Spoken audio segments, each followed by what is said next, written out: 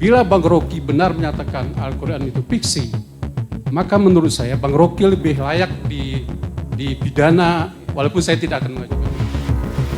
Karena menurut saya itu lebih penistaan daripada Ahok misalnya. Saya nggak pernah bilang Al-Quran. Anda bohong.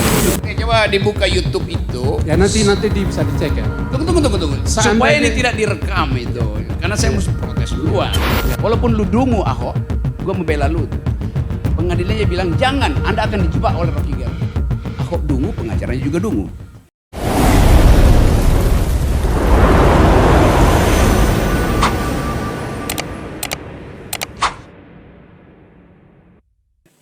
Saya mau tanya satu kasus menurut penilaian Bang Rocky. Ini mohon maaf saya tidak punya contoh yang lebih baik yang lain. Mungkin ada contoh yang lebih baik, tapi saya kira ini contoh yang lebih saya ingat dan sangat terkenal ya. Kasus Ahok misalnya ya.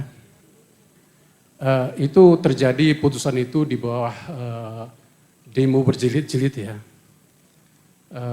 Dan akhirnya Ahok itu dihukum penjara dengan kasus penistaan agama. Menurut Bang Rocky, kira-kira adil enggak hakim memutus Ahok sebagai penista agama sehingga dipenjara 2 tahun atau berapa ya?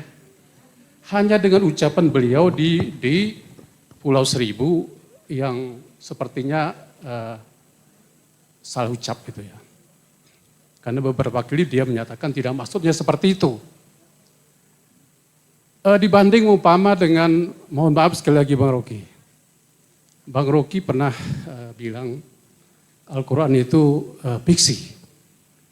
Dan beberapa kali dikonfirmasi oleh... Saya nggak pernah bilang Al-Quran fiksi. Anda bohong. Beberapa kali dikonfirmasi oleh Akbar Faisal waktu itu saya dengar. Saya tidak pernah mengatakan Al-Quran itu fiksi. Ya terserah.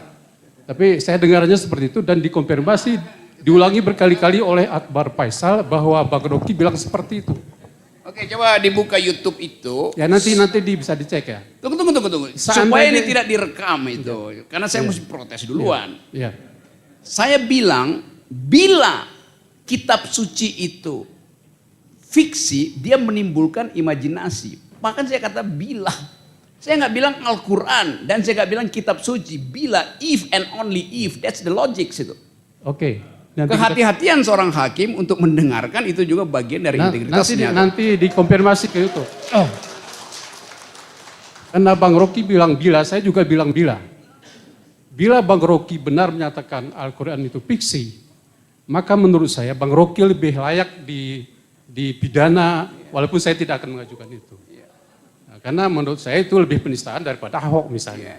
Bila, makanya tapi saya bila, tidak bilang. saya juga menggunakan bila. Oke. Ya. Jadi makanya saya sekarang tanya pendapat. Khususnya bila saya mengucapkan itu, oke. Ya.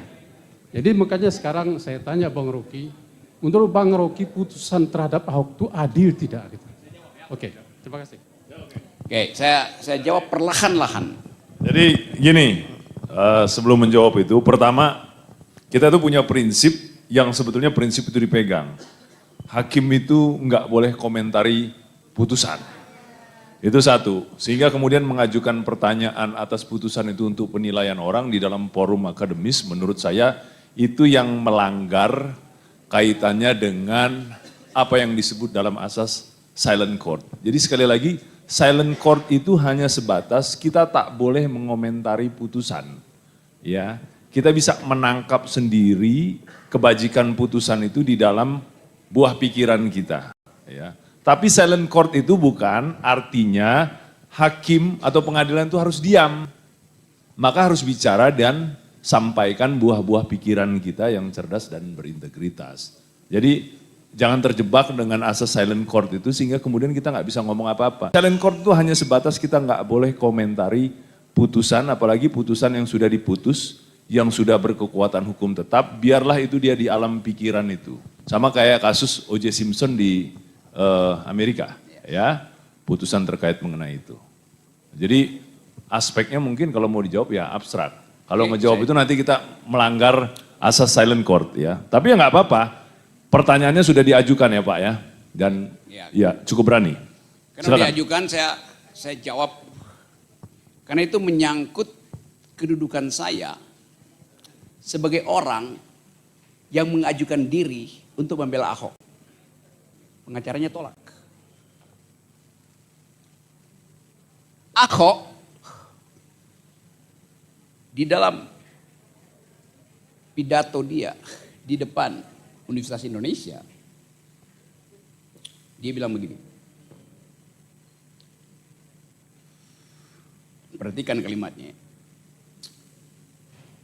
Kata Rocky Gerung, negara itu harus diurus dengan ayat-ayat konstitusi, bukan ayat suci. Kata Rocky Gerung. Memang saya katakan itu pada dia. Dia tuh murid saya. Ahok itu setiap pagi ada di kamar saya belajar tentang prinsip-prinsip bernegara, konstitusi. Saya ajarin dia untuk mengatakan, lu pemimpin Ho, lu bilang negara hanya boleh diurus dengan ayat-ayat konstitusi, bukan ayat suci. Paham gak lu? Oke, gue paham. Yang dia ucapkan apa? Nama ayatnya dia sebut, di situ dungunya. Al-Maidah dia sebut. That's stupid. Tapi saya masih mau menyelamatkan dia. Walaupun lu dungu Ahok, gue membela lu tuh. Pengadilannya bilang, jangan, Anda akan dijebak oleh Rocky Gerung. Ahok dungu, pengacaranya juga dungu. Oke, beri tepuk tangan untuk Bang Rocky Gerung atas jawabannya. Teman-teman tahu gak ya, hakim ketua majelis yang menangani perkara Ahok itu sangat mendukung ya kuliah-kuliah yang disampaikan Rocky Gerung di kampus ini. Ya, dia senang karena ini akan membuat divergensi wawasan teman-teman semuanya itu enggak semata-mata aspek-aspek memutus perkara, tapi ada banyak pengetahuan-pengetahuan yang lain ya. Kita tentu berdoa semoga Pak Budi Dwi Arso selalu dalam kesehatan untuk itu. Oke, dia hakim yang cerdas, yang kuat dan tangguh untuk itu.